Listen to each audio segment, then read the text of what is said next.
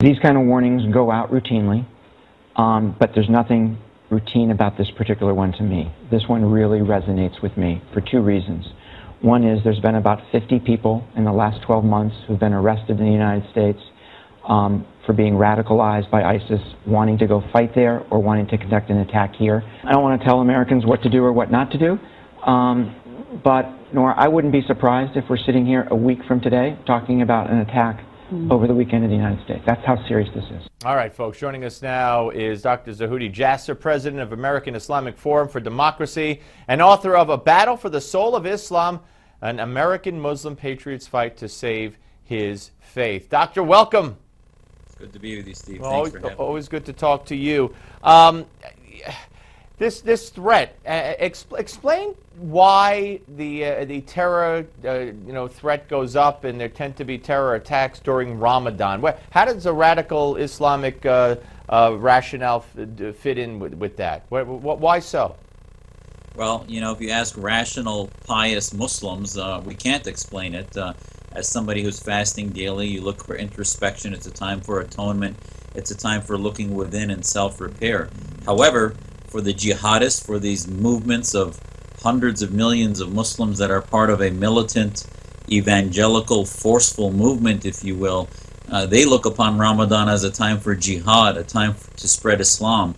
And if you look at the clerics, Memory, for example, has been translating sermons from places like Egypt, Iraq, Saudi Arabia, and you hear the clerics calling for the time for jihad to be now. And ISIS specifically is calling for, they called last Friday Bloody Friday, because it was the second Friday of Ramadan, and they claim that the way to become the most pious in this holy month of fasting is to commit an act against the infidel, against the enemies of Islam. And if you look, Steve, the three fronts that were attacked last Friday, one was in the West, in the land of no Muslims, in the land of the infidels in Paris. The other was against a Shiite mosque in Kuwait, who they view as heretics and non-Sunni, non-Muslims. And the third was in Tunisia, which is sort of an aspiring secular democracy where the Islamist Party were defeated. So now they're really calling for this global jihad, and Ramadan really pushes those buttons.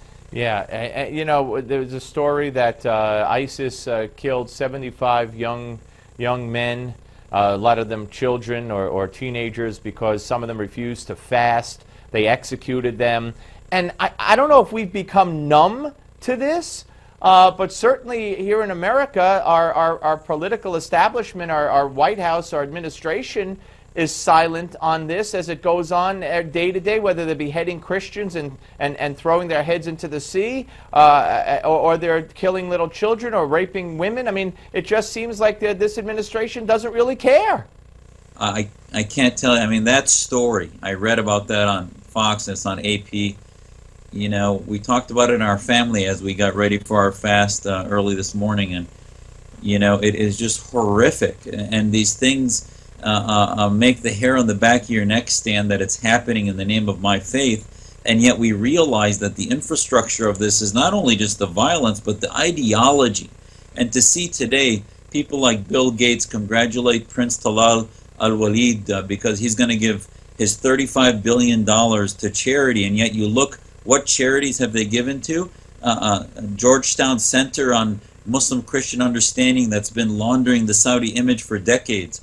The Islamic Society of North America, all these Muslim Brotherhood front groups that actually have been the infrastructure of the ideas that are about Islamic supremacism, that are about anti-Westernism, and prevent reform. And until our administration can look at the things that radicalize, that take sides within this house of Islam, you're going to see this whack-a-mole program continue without any strategy. And the front lines of Muslims that are fighting for this, like they are in Tunisia, where the secular party won an election without any support from the West, and yet we have no strategy to support the reformists. There's another story that the Kurds, the U.S. is preventing groups and our allies from giving the weapons that the Kurds need. We're actually preventing it. And it really makes you wonder what this president is up to when it comes with leaving ISIS alone and letting them commit their acts of terror. But I want to ask you about a poll that the Clarion Project did in this, here in this country with the Muslims, asking American Muslims about Sharia. And 55% said they would have no problem with Sharia, and 25% said that they have no problem with violence against Americans. Do you believe that's an accurate poll? Well, actually, that poll was done by the Center for Security Policy, and Clarion, I believe, pushed it out, and I think it is pretty close. Pew poll demonstrates, if you look at their poll from 2010 and 2013, it looked at sentiments about sympathy for Al-Qaeda and others, and it showed somewhere of 20% of Muslims, 15 to 25, thought that violence against those who blaspheme against the Prophet and others might be permitted. So there have been other polls that have been similar, and I think what it should highlight to you is, first of all, as a reformer, I'll tell you, the other 48% that disagree with Sharia are my constituency. The other 70 to 80% that are against the violence are going to be the Muslims that are going to be part of the solution. Unfortunately, we have not penetrated. I mean, now on Independence Day, the reason this holiday is the biggest threat is it really signifies that difference between Muslims that want to die for America versus Muslims that want to die for Islam and the Islamic State.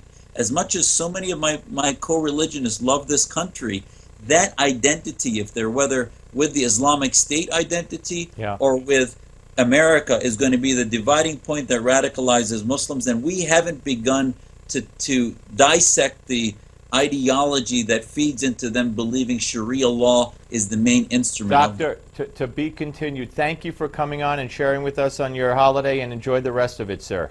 Thank you, Steve. All right. Andrew McKenna, a former Justice Department prosecutor, joins us next. Don't go away.